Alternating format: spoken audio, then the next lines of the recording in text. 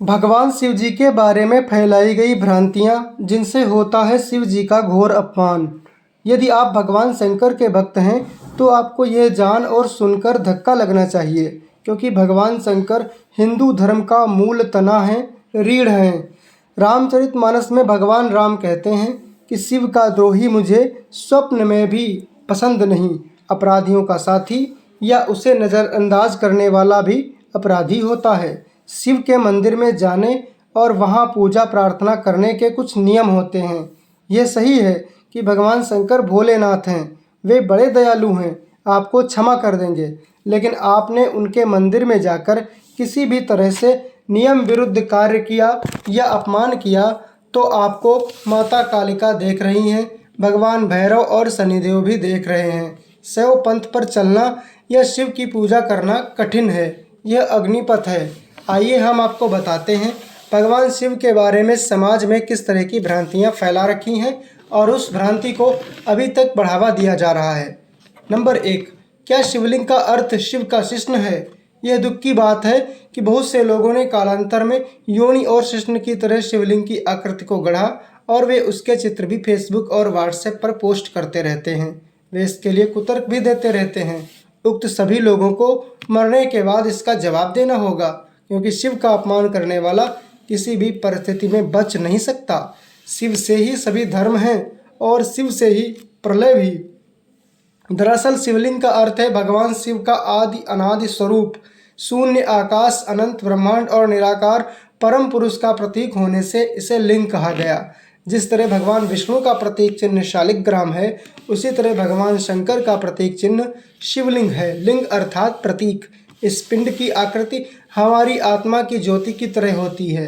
वायु पुराण के अनुसार प्रलय काल में समस्त सृष्टि जिसमें लीन हो जाती है और पुनः सृष्टि काल में जिससे प्रकट होती है उसे लिंग कहते हैं। इस प्रकार विश्व की संपूर्ण ऊर्जा ही लिंग की प्रतीक है। वस्तुतः यह संपूर्ण सृष्टि बिंदुनाद स्वरूप है। बिंदु शक्ति है और नाद शिव, यही सबका आधार है। बिंदु एवं नाद अर्थात शक्ति और शिव का संयुक्त रूप ही तो शिवलिंग में अवस्थित है। बिंदु अर्थात ऊर्जा और नाद अर्थात ध्वनि, यही दो संपूर्ण ब्रह्मांड का आधार हैं। इसी कारण प्रत्येक स्वरूप शिवलिंग की पूजा अर्चना की जाती है। स्कंद पुराण के अनुसार आकाश स्वयं लिंग है, धरती उसका पीठ या आधार है और सब अनंत शून्य से ही पैदा हो, उसी में लय होने के कारण इसे लिंग कहा है। वातावरण सहित घूमती धरती या सारे अनंत ब्रह्मांड गतिमान है, उसी का अक्ष ही लिंग है। पुराणों में शिवलिंग को कई अन्य नामों से संबोधित किया गया है, जैसे प्रकाश स्तंभ लिंग, अग्नि स्तंभ लिंग, ऊर्जा स्तंभ लिंग, ब्रह्मांडीय स्तंभ लिंग आदि। लेकिन बौद्ध काल में धर्म और धर्म ग्रंथों के बिगाड़ के चलते लिंग को गलत अर्थों में लिया जाने लगा, जो आज तक प्रचलन में है। ब्रह्मांड का प्रतीक ज्योतिर्लिंग। शिवलिंग का आकार प्रकार ब्रह्मांड में घूम रही हमारी आकाश गंगा की तरह है। यह शिवलिंग हमारे ब्रह्मांड में घूम रहे पिंडों का प्रतीक है। कुछ लोग इसे यौनांगों के अर्थ में लेते हैं और उन लोगों ने शिव की इसी रूप में पूजा की और उनके बड़े बड़े पंथ भी बन गए हैं। ये वे लोग हैं जिन्होंने धर्म को सही अर्थों में नहीं समझा और अपने स्वार्थ के अनुसार धर्म को अपने सांचे में ढाला। शिवलिंग का अर्थ है भगवान शिव का आदि अनादि स्वरूप, शून्य आकाश, अनंत ब्रह्मांड और निराकार परम पुरुष का प्रतीक होने से इसे लिंग कहा है। शिव की दो काया हैं, एक वह जो स्थूल रूप से व्यक्त किया जाए, दूसरी वह जो सूक्ष्म रूपी अव्यक्त लिंग के रूप में जानी जाती है। शिव की सबसे ज़्यादा पूजा लिंग रूपी पत्थर के रूप में ही की जाती है। लिंग शब्द को लेकर बहुत भ्रम होता है। संस्कृत में लिंग का अर्थ है चिन्ह, इसी अर्थ में यह शिवलिंग के लिए इस्तेमाल होता है। शिवलिंग का अर्थ है शिव यानी परम पुरुष का प्रकृति के साथ समन्वित चिन्ह। नंबर 2, ज्योतिर्लिंग। ज्योतिर्लिंग उत्पत्ति के संबंध में पुराणों में अनेक मान्यताएं प्रचलित हैं। वेदानुसार ज्योतिर्लिंग यानी व्यापक ब्रह्मात्मलिंग, जिसका अर्थ है व्यापक प्रकाश, जो शिवलिंग के 12 खंड हैं। शिव पुराण के अनुसार ब्रह्म, माया, जीव, मन, बुद्धि, चित्त, अहंकार, आकाश, वायु, अग्नि, जल और पृथ्वी को ज्योतिर्लिंग या ज्योतिपिंड कहा गया है। क्या भांग और गांजा पीते हैं भगवान शंकर? इसका जवाब है नहीं। शिव पुराण सहित किसी भी ग्रंथ में ऐसा नहीं लिखा है कि भगवान शिव या शंकर भांग, गांजा आदि का सेवन करते थे। बहुत से लोगों ने भगवान शिव के ऐसे चित्र भी बना दिए जिनमें वे चिलम पीते हुए नजर आ रहे हैं। यह दोनों ही कृत्य भगवान शंकर का अपमान करने जैसा है। ये भगवान शंकर की छवि खराब किए जाने की साजिश है। यदि आपके घर, मंदिर या किसी भी स्थान पर भगवान शंकर का ऐसा चित्र या मूर्ति लगा है जिसमें वे चिलम पीते या भांग करते हुए, सेवन करते हुए नजर आ रहे हैं, तो उसे आप तुरंत ही हटा दें तो अच्छा है। यह भगवान शंकर का घोर अपमान है। यह भी कितना दुख भरा है कि कई लोगों ने भगवान शंकर पर ऐसे गीत और गाने बनाए हैं जिनमें उन्हें भांग का सेवन करने का उल्लेख किया है। कोई गीतकार या गायक यह जानने का प्रयास नहीं करता है कि इस बारे में सच क्या है। मैं जो गाना गा रहा हूँ, गीत लिख रहा हूँ, उसका आधार क्या है? यह तो छोड़िए, बड़े बड़े पंडित भी शिव के मंदिरों में जब भांग का अभिषेक करते हैं तो फिर अन्य किसी पर दोष देने का कोई मतलब नहीं। ये सभी पंडित नर्क की आग में जाने वाले हैं। यह तो अब आम हो चला है कि शिवरात्रि या महाशिवरात्रि के दिन लोग भांग घोट कर पीते हैं। किसी को भांग पीने की मनाही नहीं है, लेकिन शिव के नाम पर पीना उनका अपमान ही है। क्या भगवान शंकर को नहीं मालूम था कि गणेश जी पार्वती जी के पुत्र हैं? फिर उन्होंने अनजाने में उनकी गर्दन काट दी, और फिर जब उन्हें मालूम पड़ा तो उन्होंने इस पर हाथी की गर्दन जोड़ दी। जब शिव यह नहीं जान सके कि यह मेरा पुत्र है, तो फिर वह भगवान कैसे? भगवान शिव के संपूर्ण चरित्र को पढ़ना जरूरी है। उनके जीवन को लीला क्यों कहा जाता है? लीला उसे कहते हैं जिसमें उन्हें सब कुछ मालूम रहता है, फिर भी वे अनजान बनकर जीवन के इस खेल को सामान्य मानव की तरह खेलते हैं। लीला का अर्थ नाटक या कहानी नहीं, एक ऐसा घटनाक्रम जिसकी रचना स्वयं प्रभु ही करते हैं और फिर उसमें इन्वॉल्व होते हैं, जैसे कि फिल्म बनती है। वे अपने भविष्य के घटनाक्रमों को खुद ही संचालित करते हैं। दरअसल भविष्य में होने वाली घटनाओं को अपने तरह से घटाने की कला ही लीला है। यदि भगवान शिव ऐसा नहीं करते तो आज गणेश प्रथम पूजनीय देवों में नहीं होते और ना उनकी गणना देवों में होती। विशेष दार्शनिक क्षेत्रों में माना जाता है कि लीला ऐसी वृत्ति है जिसका आनंद प्राप्ति के सिवा कोई अभिप्राय नहीं। इसीलिए कहते हैं सृष्टि और प्रलय सब ईश्वर की लीला ही है। अवतार धारण करने पर इस लोक में आकर भगवान जो कृत्य करते हैं उन सब की गिनती भी लीलाओं में ही होती है। लोक व्यवहार में वे सब कृत्य जो भगवान के किसी अवतार के कार्यों के अनुकरण पर अभिनय या नाटक के रूप में लोगों को दिखाए जाते हैं। भगवान राम को सभी कुछ मालूम था कि घटनाक्रम होने वाला है। उन्हें मालूम था कि मृग के रूप में यहाँ राक्षस कौन है, लेकिन माता सीता ने उनकी नहीं मानी और तब उन्होंने लक्ष्मण जी को सीता जी के पहरे के लिए छोड़कर मृग के पीछे चले गए। इसी तरह भगवान श्री कृष्ण अर्जुन से कहते हैं, तू किसी को नहीं मार रहा, ये सब पहले ही मेरे द्वारा मारे जा चुके हैं, अब तो ये बस खेल है। बर्बरीक जी जब महाभारत का वर्णन जब बर्बरीक जी से पूछा गया तो उन्होंने कहा कि मुझे तो दोनों ही ओर से श्री कृष्ण ही योद्धाओं को मारते हुए नजर आ रहे थे। इसी तरह सहदेव को महाभारत का परिणाम मालूम था, लेकिन श्री कृष्ण ने उन्हें चुप रहने के लिए कहा था। यही तो लीला है। क्या शिव पार्वती हैं आदम और हव्वा? भगवान शंकर को आदिदेव भी कहा जाता है। भगवान शंकर के दो पुत्र थे, गणेश और कार्तिकेय। जैसा कि कहा गया है कि आदम के दो पुत्र कैन और हाबिल थे। कैन बुरा और हाबिल अच्छा। पार्वती ही क्या ईव हैं? कुछ विद्वानों का मानना है कि स्वयंभू मनु और शत्रुपा ही आदम और हव्वा थे। शिव का पहला विवाह राजा दक्ष की पुत्री सती से हुआ, जो आग में कूदकर भस्म हो गई थी। उनका दूसरा विवाह पर्वतराज हिमालय की पुत्री उमा से हुआ, जिन्हें पार्वती कहा जाता है।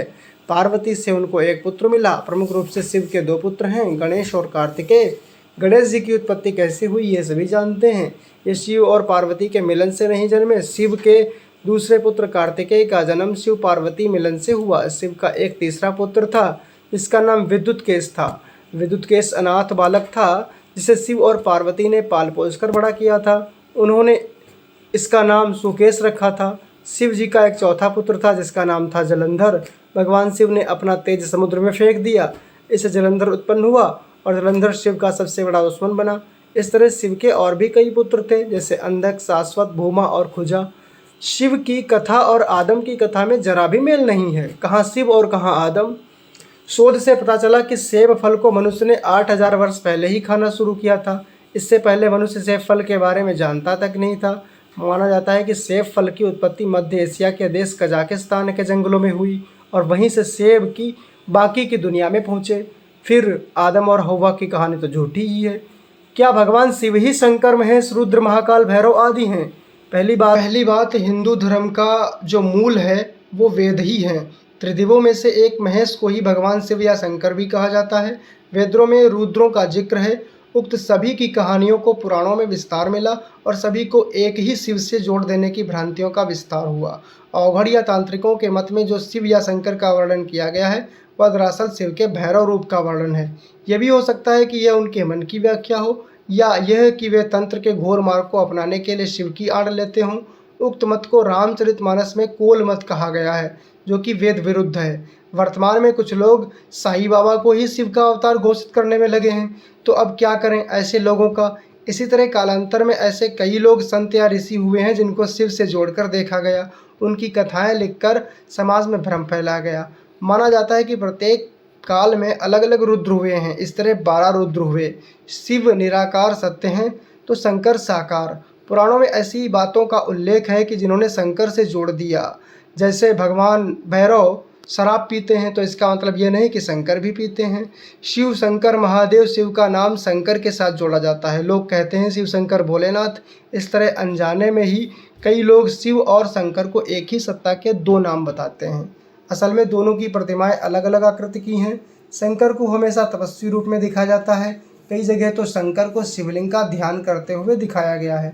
शिव ने सृष्टि की स्थापना, पालना और विलय के लिए क्रमशः ब्रह्मा, विष्णु और महेश नामक 3 सूक्ष्म देवताओं की रचना की। इस तरह शिव ब्रह्मांड के रचयिता हुए और शंकर उनकी एक रचना। भगवान शिव को इसीलिए महादेव भी कहा जाता है। इसके अलावा शिव को 108 दूसरे नामों से भी जाना जाता है और पूजा जाता है। 12 रुद्र, पहले महाकाल, दूसरे तारा, तीसरे बाल भुवनेश, चौथे षोडश श्री विदेश, 5वें भैरव, छठे छिन्नमस्तक, 7वें धूममान, 8वें बगलामुख, 9वें मातंग, 10वें कमल। अन्य जगह पर रुद्रों के नाम कपाली, पिंगल, भीम, विरूपाक्ष, विलोहित, शास्ता, अजपाद, आपिर्बुद्ध, शंभु, चंड तथा भव का उल्लेख मिलता है। अन्य रुद्र या शंकर के अंशावतार। इन अवतारों के अतिरिक्त शिव के दुर्वासा, हनुमान, महेश, वृषभ, पिपलाद, विश्वनाथ, द्विजेश्वर, हंसरूप, अवधूतेश्वर, भिक्षुवर्य, सुरेश्वर, ब्रह्मचारी, सुरट नर्तक, द्विज, अश्वत्थामा, किरात और नतेश्वर आदि अवतारों का भी उल्लेख शिव पुराण में हुआ है। हनुमान 11वें रुद्रावतार माने जाते हैं। भैरव भी कई हुए हैं, जिनमें से काल भैरव, बटुक भैरव 2 प्रमुख हैं। माना जाता है नंदी और महाकाल भगवान शंकर के द्वारपाल हैं। रुद्र देवता शिव की पंचायत के सदस्य हैं। वैदिक काल के रुद्र और उनके अन्य स्वरूप और जीवन दर्शन को पुराणों में विस्तार मिला। शिव के द्वारपाल नंदी, स्कंद, ऋटि, वृषभ, भृंगी, गणेश, उमा महेश्वर और महाकाल। शिव पंचायत के देवता सूर्य, गणपति, देवी रुद्र और विष्णु, ये शिव पंचायत कहलाते हैं। जिस तरह जय और विजय विष्णु के पार्षद हैं, उसी तरह बाण, रावण, चंड, नंदी, भृंगी आदि शिव के पार्षद हैं। यहाँ देखा गया है नंदी और भृंगी गण भी हैं, द्वारपाल भी हैं और पार्षद भी। शिवगण, भगवान शिव के गणों में भैरव को सबसे प्रमुख माना जाता है। उसके बाद नंदी का नंबर आता है और फिर वीरभद्र। जहाँ भी शिव मंदिर स्थापित होता है वहाँ रक्षक के रूप में भैरव की प्रतिमा भी स्थापित की जाती है। भैरव 2 हैं, काल भैरव और बटुक भैरव। दूसरी ओर वीरभद्र शिव का एक बहादुर गढ़ था। इसने शिव के आदेश पर दक्ष प्रजापति का सर धड़ से अलग कर दिया था। देव संहिता और स्कंद पुराण के अनुसार शिव ने अपनी जटा से वीरभद्र नामक गढ़ उत्पन्न किया। इस तरह उनके ये प्रमुख गढ़ थे: भैरव, वीरभद्र, मणिभद्र, चंदिस, नंदी, श्रृंगी, भृगृटी, शैल, गोकर्ण, घंटाकर्ण, जय और विजय। इसके अलावा पिशाच, दैत्य और नाग नागिन पशुओं को भी शिव का गढ़ माना जाता है। ये सभी गढ़ धरती और ब्रह्मांड में विचरण करते रहते हैं और प्रत्येक मनुष्य, आत्मा आदि की खैर खबर रखते हैं। सप्तऋषि गण शिव के शिष्य हैं। शिव ने अपने ज्ञान के विस्तार के लिए 7 ऋषियों को चुना और उनको योग के अलग अलग पहलुओं का ज्ञान दिया, जो योग के इन 7 बुनियादी पहलू बन गए।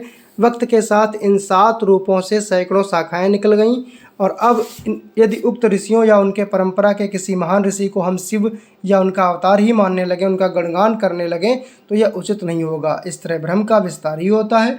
अंगिरा ऋषि को शिव का साक्षात रूप माना जाता है। उसी तरह हम यदि भैरव को भी शिव माने तो यह पौराणिक विस्तार ही है।